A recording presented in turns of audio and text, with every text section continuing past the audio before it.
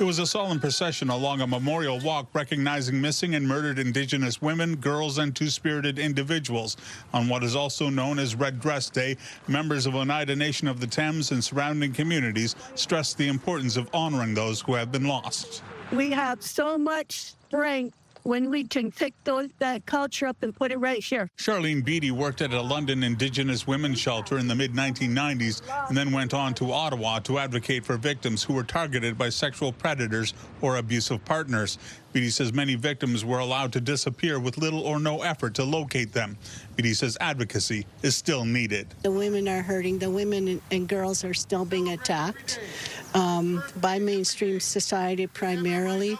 We're still not getting the attention and follow through with the authorities, legal authorities, that we deserve. On this day, participants, young and old, placed packets of tobacco in a ceremonial fire, honoring those lost and those still hurting.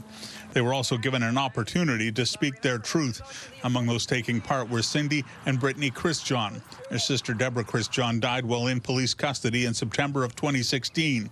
A London police officer was convicted of failing to provide the necessaries of life after a legal process that took 7 years to complete, making the grieving process even more difficult for the family.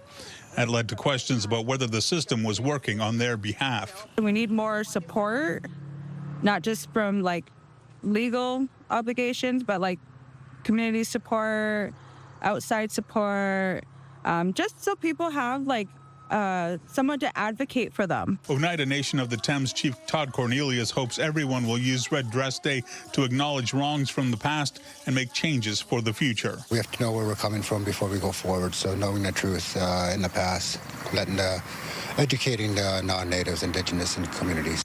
Gerry, Dewan, CTV News.